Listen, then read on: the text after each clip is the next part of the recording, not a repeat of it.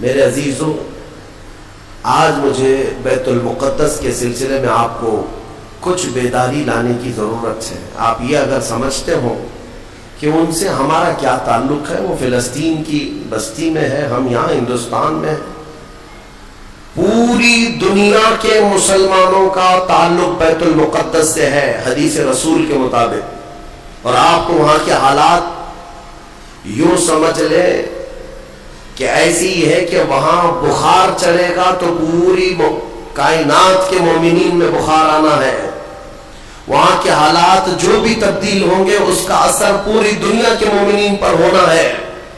ہمارا رشتہ وہاں سے مضبوطی کے ساتھ جڑا ہے، وہ انبیاء کی سرزمین ہے۔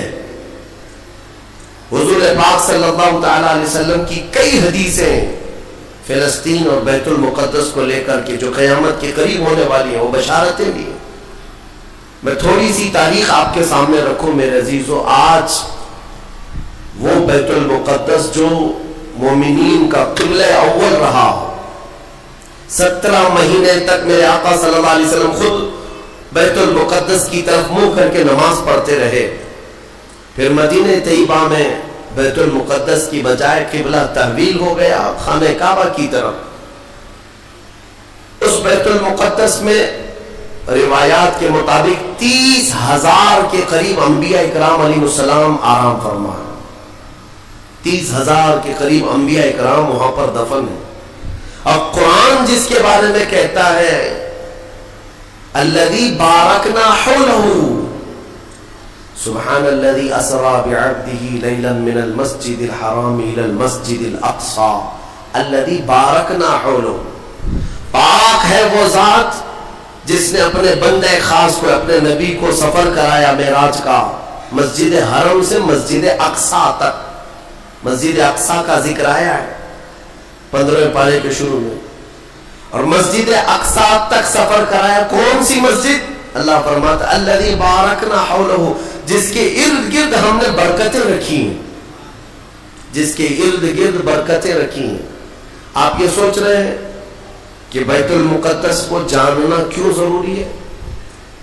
یہی سوال حضور پاک صلی اللہ تعالی علیہ وسلم کی زوجہ مطہرہ، ہم مومنوں کی ماں سیدہ میمونہ رضی اللہ تعالی عنہا نے عرض کیا تھا افتنا یا نبی اللہ عن بیت المقدس، یا رسول اللہ صلی اللہ تعالی علیہ وسلم فی بیت المقدس، بیت المقدس کے بارے میں آپ ہمیں کچھ ارشاد فرمائیں، وہ کیا ہے، ہمارے لیے کتنی اہمیت کا حامل ہے بیت المقدس؟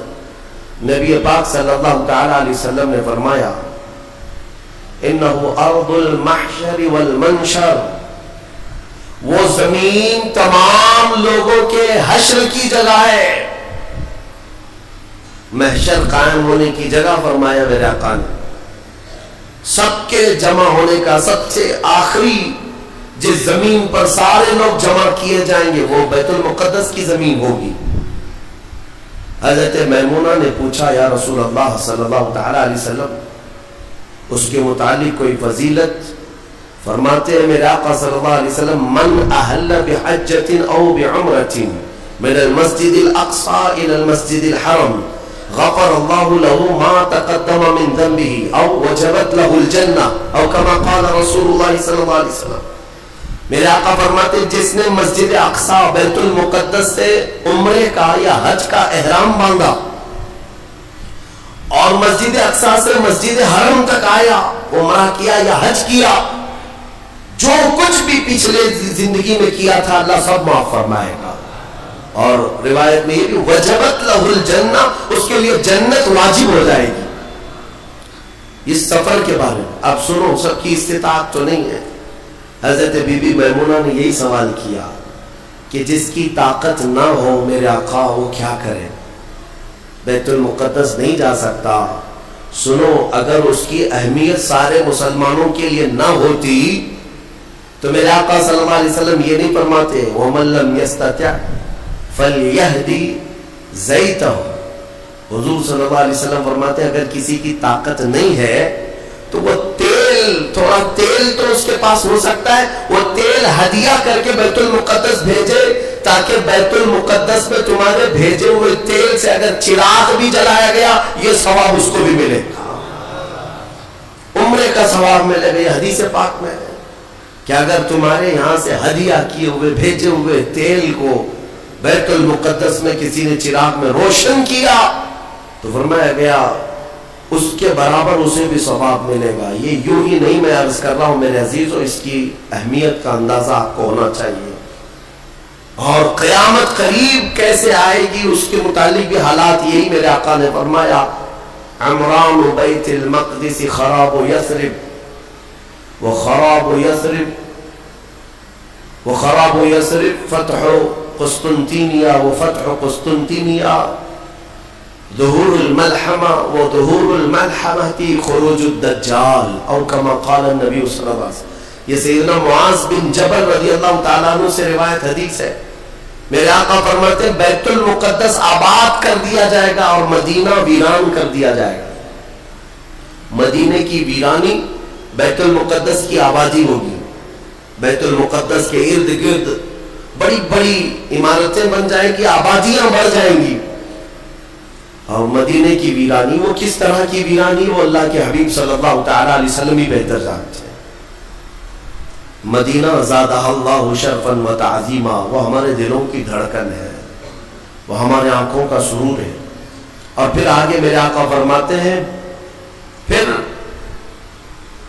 مدینے کی ویرانی قسطنطنیہ کے فتح کا سبب ہو جائے گی۔ قسطنطنیہ استنبول کو کہتے ہیں جو ترکی کا شہر ہے۔ حضور پاک صلی اللہ علیہ وسلم نے فرمایا مومنین اس کو فتح کر لیں گے، اور قسطنطنیہ کا فتح ہونا نہیں بلکہ اس سے پہلے ملحمۃ الکبریٰ، ایک بہت بڑی جنگ ہوگی دنیا میں، اس سے بڑی جنگ نہ کبھی پہلے ہوئی تھی نہ بعد میں ہوگی۔ یہ کس کے درمیان؟ مومنین اور کفار مشرکین کے بیچ۔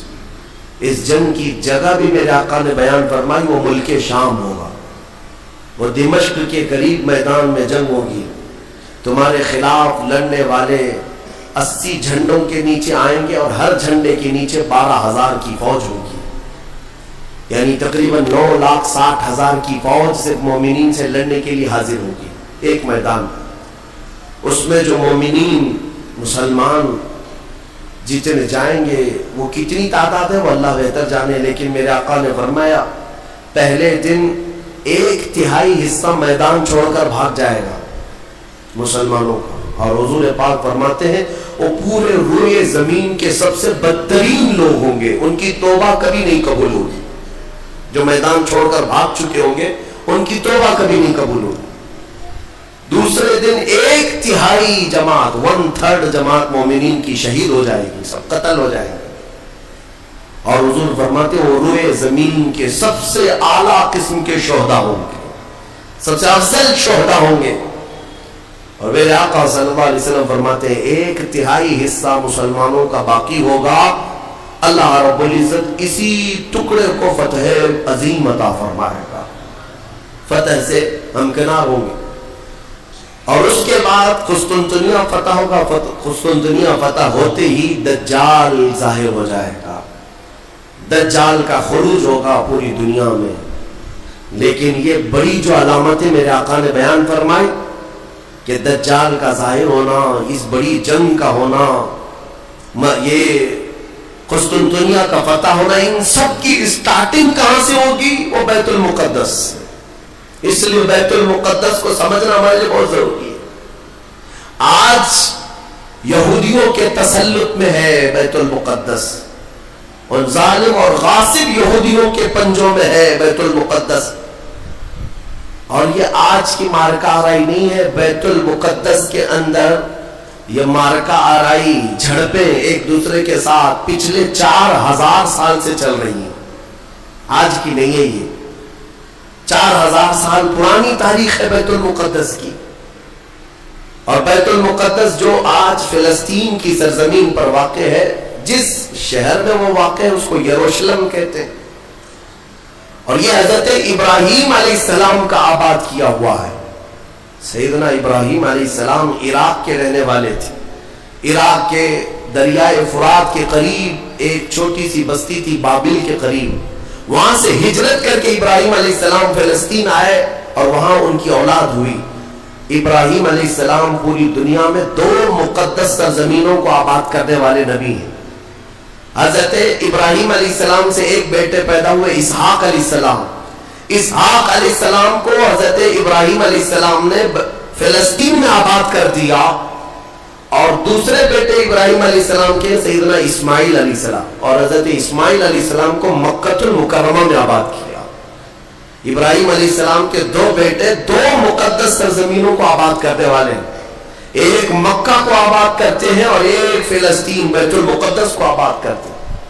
اور بنی اسرائیل اسی خاندان کو کہتے ہیں. ابراہیم علیہ السلام کے نیچے جو خاندان آیا حضرت یعقوب علیہ السلام کی اولاد، اور تقریباً سارے انبیاء کرام علیہ السلام جو بنی اسرائیل کے ہیں وہ اسی فلسطین کی سرزمین میں پیدا ہوتے رہے یا پھر ہجرت کر کے وہی آئے.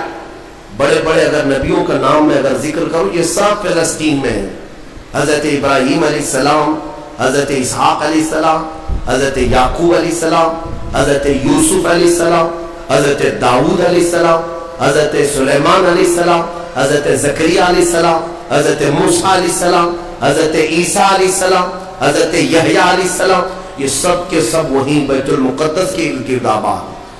وقت کے جلیل القدر پیغمبر اور بلکہ یہ رسول اللہ نظام ہے، یہ سب فلسطین کی سرزمین پر آباد رہے. اس سے آپ اندازہ کر سکتے ہیں کہ وہ زمین کتنی برکت والی ہوگی، وہ زمین کتنی متبرک ہے. اور اس زمین کی چھوٹی سی اگر میں آپ کو تاریخ بتاؤں تو ابراہیم علیہ السلام کی اولاد کے آباد ہونے کے بعد بنی اسرائیل یہ سرکش قوم ہے بنی اسرائیل. یہ ادھر ادھر بھاگ کر چلے گئے، فلسطین میں آباد نہیں رہے، برسوں بھاگے پھرتے رہے.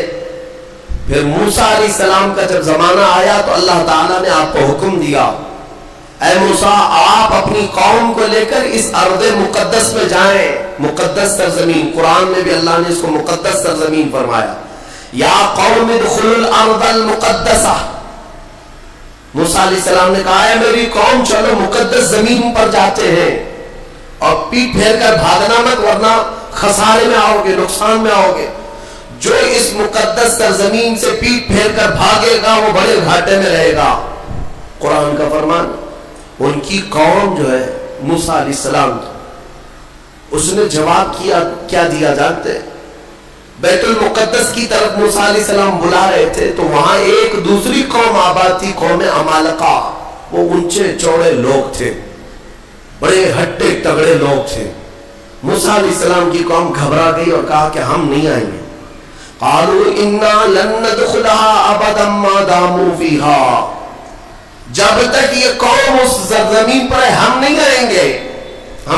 موسیٰ علیہ السلام بلانے لگے، چلو ان سے لڑائی کریں گے، اللہ تعالیٰ فتح عطا کرے گا.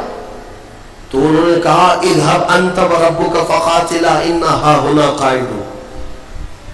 موسیٰ آپ اور آپ کا خدا جا کر اس قوم سے لڑے، ہم بیٹھ کر دیکھیں گے لڑائی کیسی ہوتی. ان کی قوم کا جواب یہ تھا. تو موسیٰ علیہ السلام نے اللہ رب العزت کی بارگاہ میں اپنا عذر پیش کیا تو رب تعالیٰ نے فرمایا، اللہ تعالیٰ نے اب سزا کے طور پر اس قوم کے اوپر فرماتا ہے فَإِنَّهَا مُحَرَّمَةٌ عَلَيْهِمْ 40 سَنَةً يَتِيهُونَ فِي الْأَرْضِ. اب 40 سال تک ان میں کا کوئی بندہ اس مقدس سرزمین پر داخل نہیں ہو سکے گا. اللہ نے حکم فرمایا 40 سال ان پر یہ زمین حرام کر دی گئی، وہی بنی اسرائیل پر اندر آ نہیں سکو گے اس بیت المقدس پر. اور اس کے بعد رب تعالیٰ نے فرمایا یہ بھٹکتے رہیں گے 40 سال. یتیہون فی الارض، میدان تیہ، یہ صحرائے سینا آج بھی مصر کے وادیوں میں ہے. ہم گئے دیکھیں، پہاڑیوں کا ایک سلسلہ ہے، 100 کلومیٹر دور تک چین ہے پہاڑیوں کی، پہچان نہیں پائیں گے. اگر کسی ایک پہاڑی کے بیچ میں چھوڑ دیا جائے تو زندگی پر بھٹکتا رہے. تو اس بنی اسرائیل کو ان پہاڑیوں کے بیچ میں چھوڑ دیا گیا، ان کو راستہ نہیں ملتا تھا. کب تک؟ 40 سال تک راستہ نہیں ملا، بھٹکتے رہے. وہ ان پہاڑیوں سے باہر آ ہی نہیں پاتے. ایک پہاڑ کراس کرتے سامنے سیم دوسرا پہاڑ نظر آتا, اس کو کراس کرتے تیسرا بھی سیم ویسا ہی نظر آتا. 40 سال گزر گئے بھٹکتے ہوئے. پھر موسیٰ علیہ السلام کی بھی وفات ہو گئی, ہارون علیہ السلام کی بھی وفات ہو گئی. اب یہ جتنے نافرمان تھے یہ مر گئے.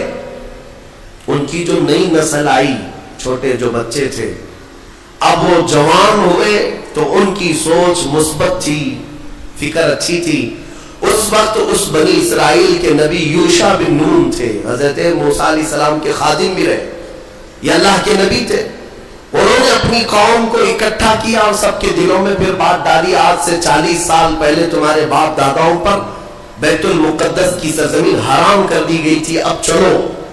تو انہوں نے کہا قوم عمالقہ اب بھی ہے, وہاں پر لڑائی ہوگی. انہوں نے کہا چلو میں تمہارے ساتھ ہوں. جب وہ نکلے بیت المقدس کے راستے پر, وہی ہٹے کٹے لوگوں سے ان کا مقابلہ ہوا, قوم عمالقہ سے. صرف دوپہر سے عصر کے درمیان وہ پوری قوم شکست کھا کر بھاگ گئی اور اللہ نے بیت المقدس بنی اسرائیل کو عطا فرمایا. اللہ کے حکم پر اگر چل کر کے دیکھا ہوتا, یہیں بیٹھ کر کہہ رہے وہ بڑے تگڑے لوگ ہیں, اونچے لوگ ہیں, یہ بنی اسرائیل کی عادت ہے. پھر اللہ رب العزت نے انہیں وہاں پر قرار دیا بیت المقدس. یہ یہودی کہلا ہے, یہودی ایمان والے یہودی تھے جو بیت المقدس میں آباد تھے, برسوں تک رہے. اس کے بعد پھر حضرت عیسیٰ علیہ السلام کا ظہور ہوا, آپ کی ولادت ہوئی. عیسیٰ علیہ السلام کے ساتھ ان یہودیوں نے بڑی بدتمیزیاں کی ہیں, ان کے قتل کا بھی منصوبہ بنایا, ان کی ماں پر الزام لگائے. یہودی بڑی بدماش قوم, اور انہوں نے تقریباً 10,000 نبیوں کو قتل کیا ہے, اللہ کے نبیوں کو قتل کرتے تھے. اب اللہ رب العزت نے قرآن میں جن کے بارے میں فرمایا غضب اللہ علیہم, اللہ کا ان پر غضب ہے, اللہ کا ان پر غضب ہے, آج بھی غضب ہے, غضب ہے. تھوڑے دن ان کے ازدہار کے آتے ہیں, ترقی کے آتے ہیں, تو دنیا کو ایسا لگتا ہے پوری دنیا کے بادشاہ یہی ہے. پھر رب تبارک و تعالیٰ انہیں اوندھے منہ پھر گراتا ہے. ذلت ان کا ساتھ قیامت تک نہیں چھوڑے گی, قیامت تک نہیں. انہوں نے انبیاء کا قتل کیا اور بیت المقدس میں آباد رہے. تو پھر ایک بادشاہ ایسا آیا عراق کا, بخت نصر نام تھا, وہ آ کر کے بیت المقدس پر ایسا حملہ کیا, ایسا حملہ کیا کہ اس نے ہزاروں یہودیوں کو قتل کیا اور بیت المقدس کی عمارتیں توڑ پھوڑ کر رکھ دی. جو حضرت سلیمان علیہ السلام کے زمانے میں عمارت بنی تھی بیت المقدس کی, ہاں یہ بھی میں بتا دوں اس کی تاریخ کیا ہے. حضرت سلیمان علیہ السلام بادشاہ تھے, اللہ تعالیٰ نے حکم دیا کہ تم تعمیر کرو. تو بیت المقدس جب تعمیر کرنے لگے تو کس کی مدد سے؟ جنات کی مدد سے آپ تعمیر کر رہے تھے. سارے جنات کو کام پر لگا دیا تھا, اور سارے جن صبح شام دوپہر کام پر لگے تھے اور مسجد بنا رہے تھے بیت المقدس. اور اتفاق ایسا کہ حضرت سلیمان علیہ السلام سے وہ خوب خوف کھایا کرتے تھے. جب تک آپ کھڑے رہتے کام کرتے, اگر سلیمان علیہ السلام چلے جاتے تو سب بھاگ جاتے تھے, کام چھوڑ کر بھاگ جاتے تھے.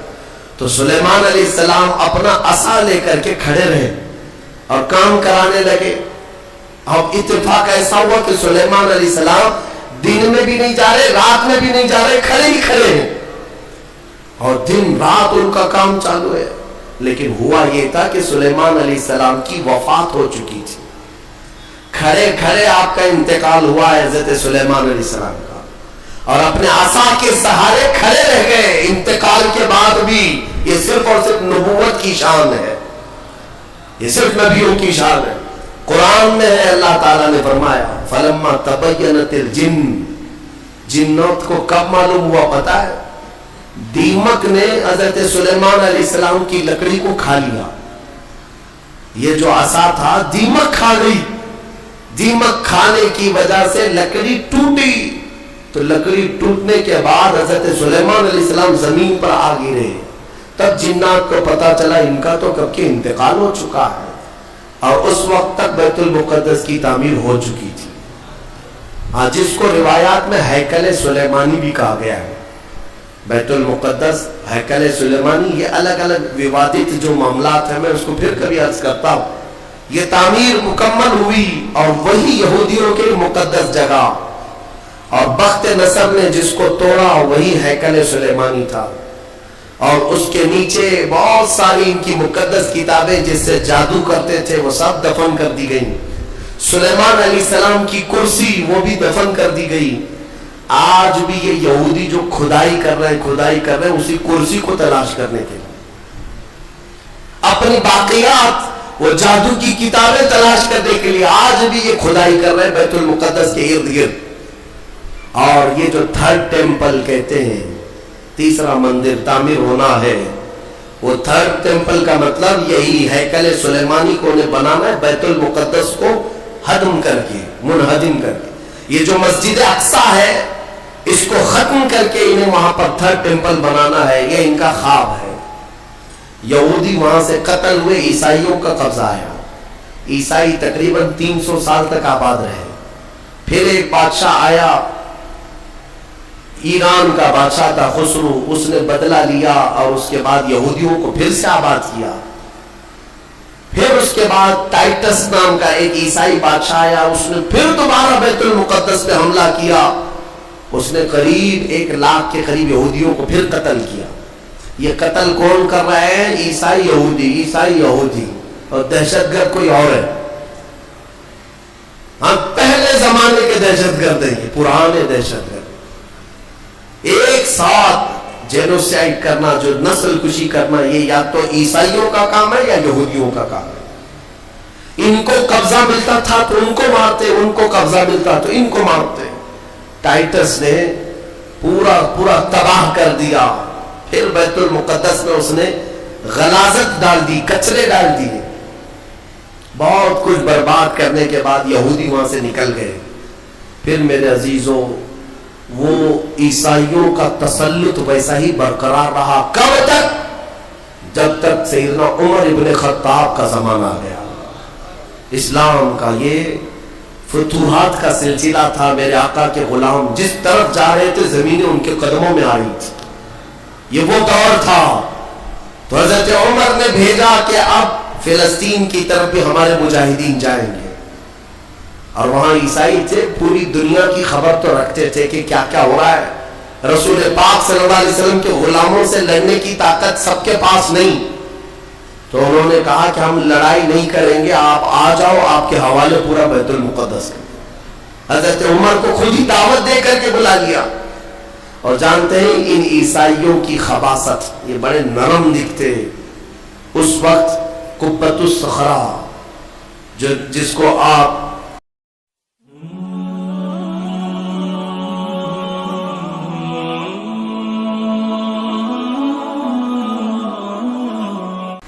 ڈوم آف راک کہتے ہیں، یہ یلو کلر کا جو گنبد نظر آتا ہے، یہودی اس کو بڑا مقدس سمجھتے ہیں، بڑا مقدس۔ اس پر عیسائیوں نے پورے لوگوں کی غلاظتیں کچرے ڈال کر کے رکھے تھے۔ اس زمانے میں کوئی دوسرا گنبد تھا وہاں پر، یہ تو پھر اموی خلیفہ کے زمانے میں یلو کلر کا پھر سے بنایا گیا، لیکن اس زمانے میں کچرا ڈال کر کے رکھتے تھے عیسائی یہودیوں کو جلانے کے لیے۔ یہودیوں کی وہ مقدس جگہ ہے۔ پھر حضرت عمر فاروق رضی اللہ تعالیٰ جب تشریف لائے تو جانتے ہیں کہ شام سے آئے تھے سیدنا عمر فاروق، مدینہ طیبہ سے نکل کر کے اپنے ایک تنہا غلام کے ساتھ بیت المقدس گئے، کوئی فوج لے کر نہیں گئے، اور وہ بھی ایسے کہ غلام کے ساتھ باری لگا لیا ہے، 1 میل میں گھوڑے پر بیٹھوں گا، 1 میل تو گھوڑے پہ بیٹھے گا۔ سفر میں 1 میل حضرت عمر بیٹھتے تھے گھوڑے پر، غلام رسی پکڑ کر چلتا تھا، 1 میل غلام بیٹھتا تھا، عمر فاروق رسی پکڑ کر چلتے تھے۔ دنیا کا اقتدار میرے آقا کے غلاموں نے یوں نہیں حاصل کیا، انہوں نے خود ہی کو فنا کر دیا تھا میرے آقا کی محبت میں۔ اور اتفاق ایسے کہ فلسطین جب پہنچے تو باری غلام کے بیٹھنے کی تھی، حضرت عمر رسی پکڑ کر کے بیت المقدس میں آ رہے ہیں، تو لوگ جو نئے لوگ تھے، عیسائی تھے، وہ سب جھپٹ پڑے امیر المومنین مسلمانوں کے، جن سے کیسر و کسریٰ بھی کانپتے ہیں، گھوڑے پر تشریف لا رہے ہیں، تو سب ان کے استقبال کے لیے تھے۔ جو غلام تھا حضرت ابو عبیدہ بن جراح جو صحابی تھے، انہوں نے چیخ کر کے کہا لوگوں گھوڑے پر بیٹھا ہوا امیر المومنین نہیں، رسی پکڑا ہوا امیر المومنین. اس شان سے وہ آئے اور اپنے ہاتھوں سے اس گنبد کے اوپر موجود پوری غلاظت کو حضرت عمر نے صاف کیا تھا. بیت المقدس کے ارد گرد جتنا کچرا تھا اپنے ہاتھوں سے صاف کیا، اور پھر وہاں پر اذان کی آواز گونجی. سیدنا عمر فاروق رضی اللہ تعالیٰ عنہ نے ظہر کی نماز وہاں پڑھائی اور عام خطبہ دیا سارے لوگوں کو جمع کر کے. کہا اب گھبرانے کی ضرورت نہیں، اس ارض مقدس میں اسلام آ چکا ہے. جو عیسائی جو یہودی خوشی سے رہنا چاہے اس پر کوئی زور زبردستی نہیں، وہ اس ارض مقدس میں اقلیتوں کے اعتبار سے رہ سکتا ہے. اسے امن و امان دیا جائے گا، کسی کی عبادت گاہ نہیں توڑی جائے گی.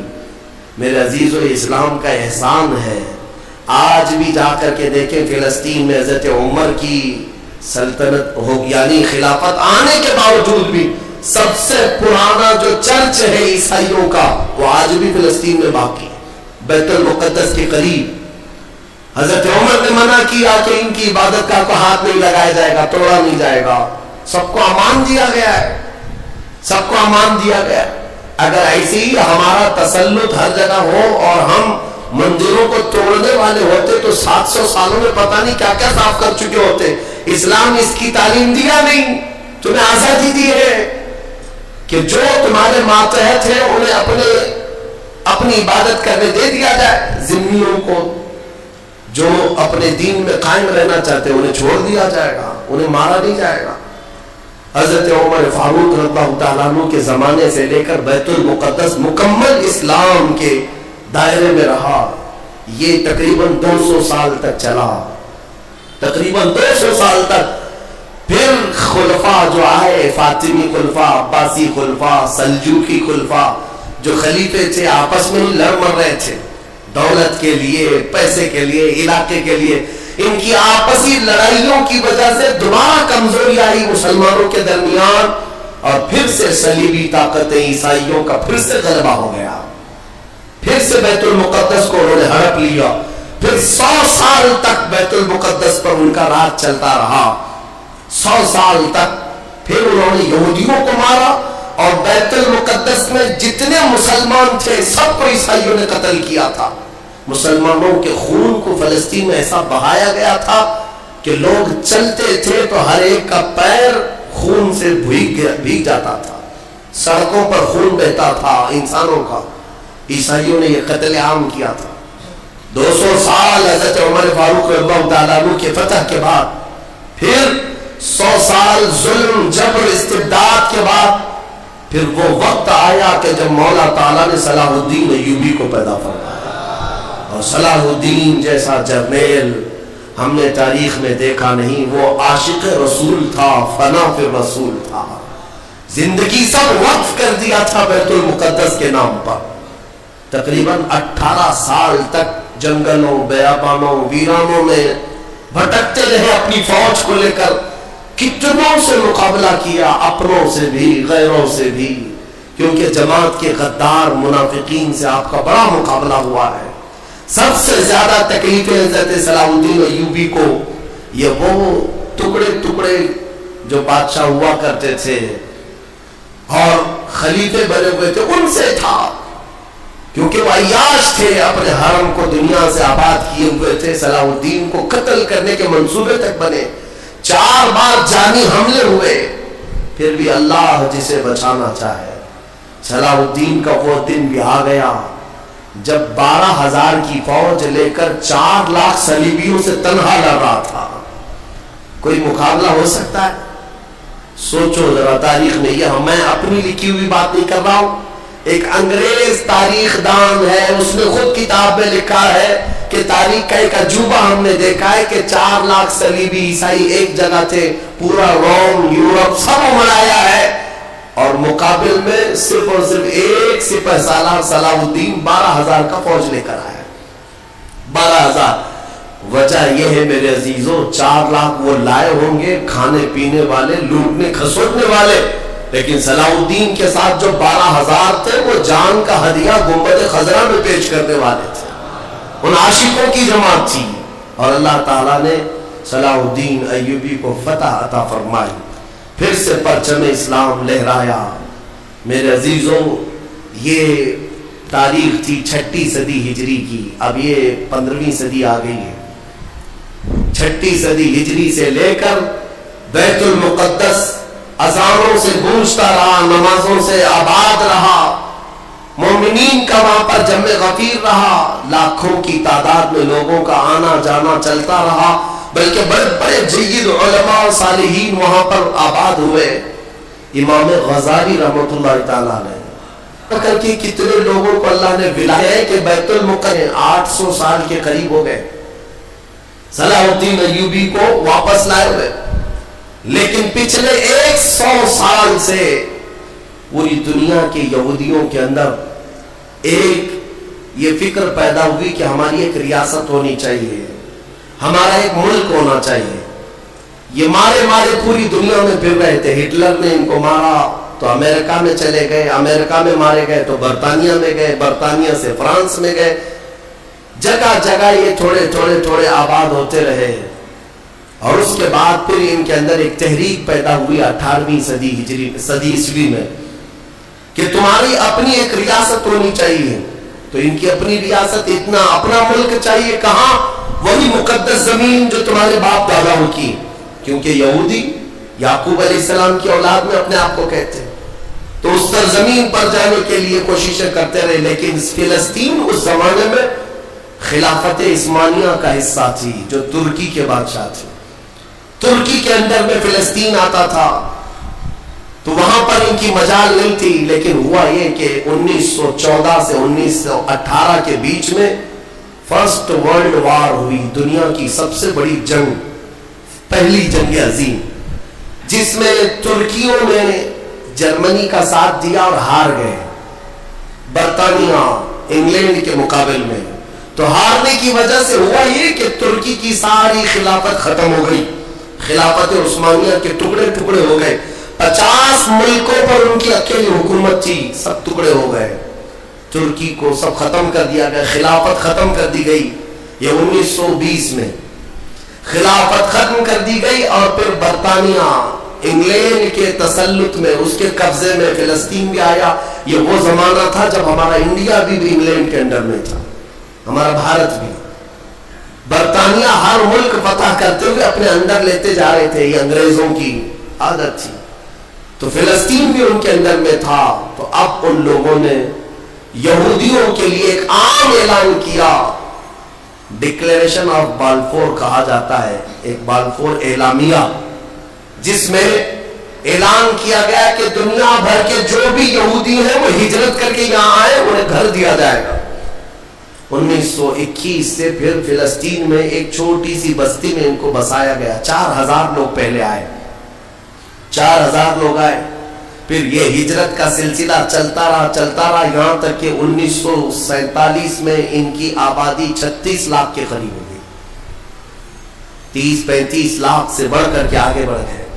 اور اس کے بعد پھر 1948 میں ان ظالموں نے اقوام متحدہ UN کی مدد سے یہ اعلان کر دیا پوری دنیا میں کہ اب یہ فلسطین نہیں ہے، اس کا آدھا حصہ اسرائیل ہے، یہ ہمارا ملک ہے۔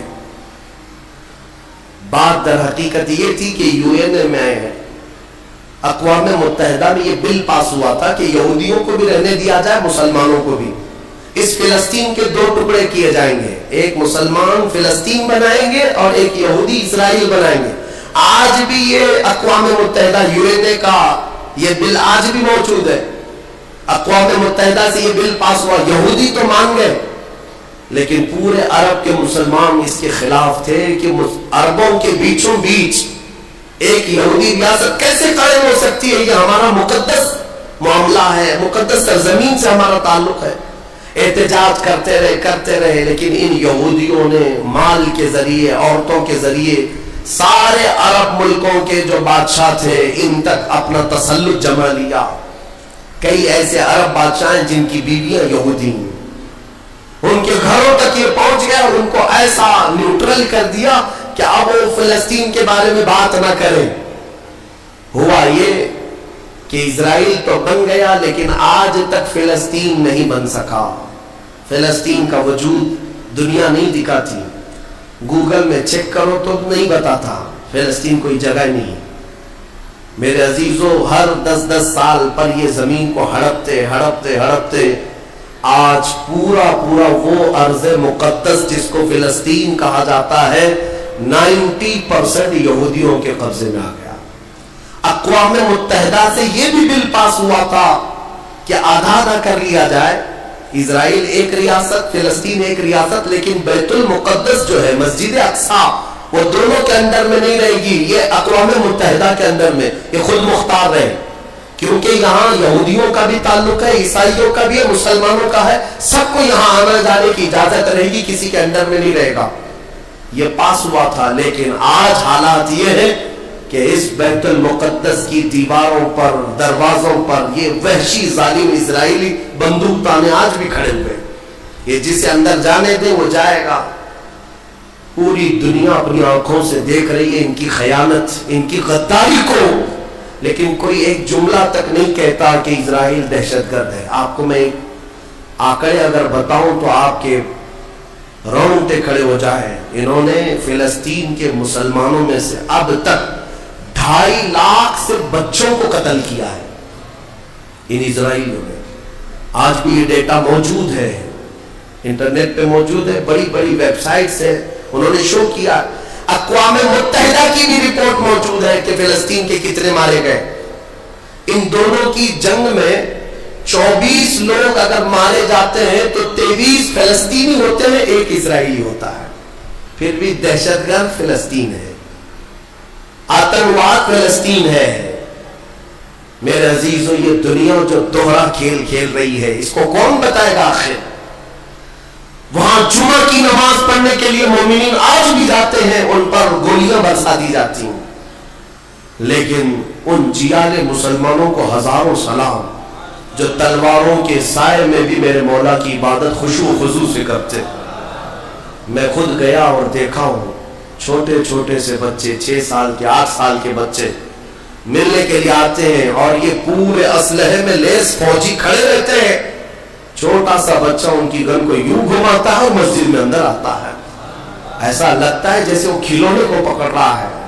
میرے عزیزو یہ بھی حدیث پاک کے ذریعے سے میں بتاتا ہوں. میرے آقا صلی اللہ علیہ وسلم فرماتے ہیں میری امت کا ایک حصہ قیامت تک باطل سے لڑتا رہے گا، قیامت تک باطل سے لڑتا رہے گا، اور ان کی مخالفت کرنے والوں کا ان پر کچھ بھی اثر نہیں ہوگا، اور دنیا میں کوئی بلا بھی پھیلے تو اس جماعت پر کچھ اثر نہیں ہوگا. صحابہ نے پوچھا یا رسول اللہ آپ کی امت کا وہ حصہ کون ہے؟ میرا آقا فرماتے بیت المقدس کے آس پاس رہنے والے مومنین کی جماعت ہے. ان کی فضیلت میں میرا آقا نے فرمایا قیامت تک لڑتے رہیں گے، قیامت تک، اور ان کی خلاف کرنے والوں کا ان پر کچھ بھی اثر نہیں ہوگا. اور ہم دیکھ رہے ہیں ارے بڑی عمارتیں ایک بم سے گرا دیا، دوسرے دن ان کے آس پاس ان کی گاڑیاں بھی چل رہی ہیں، دکانیں بھی چل رہی ہیں، بازار بھی چل رہا ہے. کل رات کو فائرنگ ہوئی، 50 لوگ بیت المقدس سے اٹھا کر کے لاشیں لے گئے. دوسرے دن جا کر کے دیکھے تو عصر کے بعد عورتیں اپنے بچوں کے ساتھ روٹیاں سینڈوچ کھاتی ہوئی بیٹھی ہوئی ہیں. مطلب یہ ہے کہ نہ موت کا ان کے اندر خوف ہے، نہ ظالموں کے تسلط کا ڈر ہے. ہاں یہ بھی اللہ تعالیٰ کی طرف سے ہوتا ہے کہ مولا جب کسی کا دل کشادہ کرے تو بڑے پہاڑوں سے بھی انہیں ڈر نہیں لگتا. اور ایک حدیث میرے آقا صلی اللہ علیہ وسلم نے فرمایا کہ سید البقاع بیت المقدس، سید الصخرۃ صخرۃ بیت المقدس. حضور نے فرمایا پوری روئے زمین کا سردار جو حصہ ہے وہ بیت المقدس کا حصہ، سردار حصہ. اور گنبدوں میں اگر سردار گنبد ہے تو بیت المقدس کا گنبد ہے، یہ میرے آقا نے فرمایا. اور حضور فرماتے ہیں تم دیکھنا کہ اخیر زمانے میں سارے لوگ اس زمین کی طرف ہجرت کر جائیں گے. جب ایسی ہجرت کا وقت آ جائے حضور فرماتے ہیں فَلْزَمْهُمْ، تم لازم پکڑ لینا اس جماعت کے ساتھ چلے جانا، کیونکہ خیر پوری دنیا میں صرف وہی ہوگا اور کہیں نہیں ہوگا. اور آج جو حالات دیکھ رہے ہیں نا، یہودیوں کا تسلط ہے، ان کا قبضہ ہے. میرے عزیزو، چند دنوں کی بات ہے، میں قرآن سے اور حدیث سے، وقت ہوتا تو میں آج، چونکہ یہ جمعۃ الوداع ہے اور یوم قدس کے نام سے پوری دنیا آج منا رہی ہے، اس لیے میں نے تمہارے سامنے یہ باتیں رکھی ہیں. بیت المقدس کیا ہے؟ بیت المقدس کے بارے میں میرے آقا صلی اللہ علیہ وسلم نے فرمایا یہ ہمیشہ یہودیوں کے تسلط میں نہیں جائے گا. یہ میرا یقین ہے. دنیا ٹل سکتی ہے مگر میرے مصطفیٰ کا فرمان نہیں ٹلے گا. میرے آقا نے اگر فرمایا ہے تو ہو کر رہے گا. حضور فرماتے ہیں خراسان سے ایک جماعت آئے گی. خراسان سے، خراسان یہ افغانستان اور ایران کا کچھ حصہ ہے، جس کو پرانے زمانے میں خراسان کہا جاتا تھا. میرے آقا فرماتے ہیں خراسان سے کالے جھنڈے لے کر کے ایک جماعت نکلے گی اور وہ اتنی تیزی سے بڑھتی ہوئی بیت المقدس کی طرف آئے گی کہ دنیا کی کوئی حکومت اور کوئی طاقت ان کا راستہ نہیں روک سکے گی، اور وہ جھنڈے سیدھے لا کر بیت المقدس پر ڈال دیں گے. تم سب بھی ایلیا، میرے آقا فرماتے ایلیا یہ بیت المقدس کی سرزمین کو کہتے ہیں، جھنڈے وہاں گاڑ دیے جائیں گے. اور حضور اکرم صلی اللہ تعالی علیہ وسلم نے یہ بھی فرمایا جب تم دیکھنا کہ یہ یروشلم بیت المقدس دار الخلافہ بن جائے. دار الخلافہ کا مطلب راجدھانی، حکومت کرنے کی جگہ بن جائے. میرے آقا صلی اللہ علیہ وسلم فرماتے ہیں فقط دنت الزلازل والبلایا والامور. حضور فرماتے ہیں تو پھر دیکھنا بڑے بڑے زلزلے آئیں گے دنیا میں. جب یروشلم کو راجدھانی بنا دیا جائے دار الخلافہ، بڑے بڑے زلزلے آئیں گے دنیا میں. والبلایا، اور بہت ساری بلائیں پھیلیں گی پوری دنیا میں. یہ وائرس یہ کنٹینیو آئیں گے، یہ مت سمجھنا کورونا چلا گیا. ہاں یہ سب آپ کنٹینیو آنے والی ہیں بلائیں. پوری دنیا میں بلائیں پھیل جائیں گی اور اتنے بڑے بڑے معاملات ہوں گے جن کو تمہارے کانوں نے سنا نہیں ہوگا. حضور نے فرمایا. اور یہ دار الخلافہ سے کیا مراد ہے؟ محدثین نے اس میں الگ الگ بحثیں کی ہیں، لیکن میں آپ کو بتاؤں 2017 میں، ابھی 3-4 سال پہلے کی بات ہے، 5 سال پہلے ان یہودیوں نے اپنی راجدھانی ڈکلیئر کر دی. یروشلم ہے، بیت المقدس ہماری راجدھانی ہے، اور سارے سفارت خانے جتنے بھی ایمبیسی ہیں انہوں نے سب وہاں پر منتقل کرنا شروع کر دیا اور بیت المقدس کی سرزمین کو اپنا کیپٹل سٹی بنانے کا اعلان کر چکے. اور میرے آقا کی حدیث صادق آ رہی ہے جب وہ راجدھانی بنے گی اب بڑے بڑے زلزلے ہوں گے اور پوری دنیا میں بلائیں پھیلیں گی اور بڑے بڑے معاملات ہوں گے. اور پھر اس کے بعد میرے آقا صلی اللہ علیہ وسلم فرماتے ہیں ایک دور ایسا آئے گا کہ اللہ ان کو ذلیل و رسوا کر کے اس زمین سے نکالے گا اور ایک امام برحق کے جھنڈے تلے مومنین جمع ہوں گے. پوچھا گیا وہ امام برحق کون ہوگا؟ میرے آقا فرماتے ہیں وہ میری اولاد میں سے ہوگا، اس کا نام میرے نام پر ہوگا، اس کے باپ کا نام میرے باپ کے نام پر ہوگا، اور اللہ اس کو امام مہدی کی شکل میں بھیجے گا. ہاں یہ زمانہ بہت قریب آ چکا، یہ زمانہ بہت قریب آ چکا. میں بارگاہ رب العزت میں آج جمعۃ الوداع میں یہی دعا کرتا ہوں کہ مولا اگر زندگی کی سانسیں باقی ہیں تو امام مہدی کی فوج میں ہمیں جگہ عطا فرما، ان کے جھنڈے تلے مولا ہمیں امن و امان عطا فرما دے. دنیا سے ظالموں کے چنگل سے مولا ایمان والوں کو آزادی عطا فرما، کفار و مشرکین کے تسلط سے مومنین کو آزاد فرما دے.